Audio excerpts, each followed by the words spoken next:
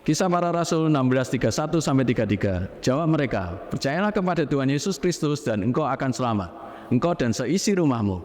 Lalu mereka memberitakan firman Tuhan kepadanya dan kepada semua orang yang ada di rumahnya. Pada jam itu juga, kepala penjara itu membawa mereka dan membasuh bibir mereka. Sekitar itu juga ia dan keluarganya memberi diri dibaptis. Pengalaman kepala penjara di Filipi ini unik. Kenapa? Semuanya berawal dari gempa bumi yang diikuti dengan terbukanya semua pintu penjara dan belenggu para tahanan. Dalam kondisi ketakutan karena khawatir semua tahanan melarikan diri, kepala penjara itu sempat ingin bunuh diri sebelum Paulus menenangkannya.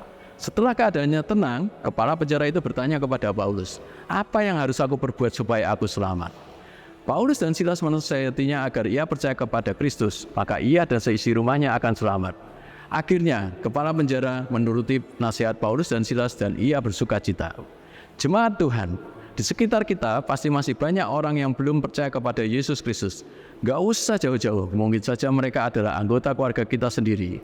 Bisa saja itu pasangan hidup kita, orang tua kita, atau saudara kandung kita. Jika kita mengasihi mereka, maka tentu hati kita akan terbeban dan tergerak untuk memberitakan Injil kepada mereka. Bagaimana caranya? Yang pertama, beranikan diri. Sering hal yang menghalangi kita untuk memberitakan Injil adalah perasaan malu dan takut. Lewat ayat firman Tuhan yang kita baca tadi, punyailah hati seperti kepala penjara itu yang jadi pembawa berita keselamatan untuk keluarganya. Yang kedua, berdoalah dengan tidak jemu-jemu bagi keselamatan seisi rumah atau keluarga kita. Percayalah bahwa Tuhan selalu punya cara untuk menjawab doa kita.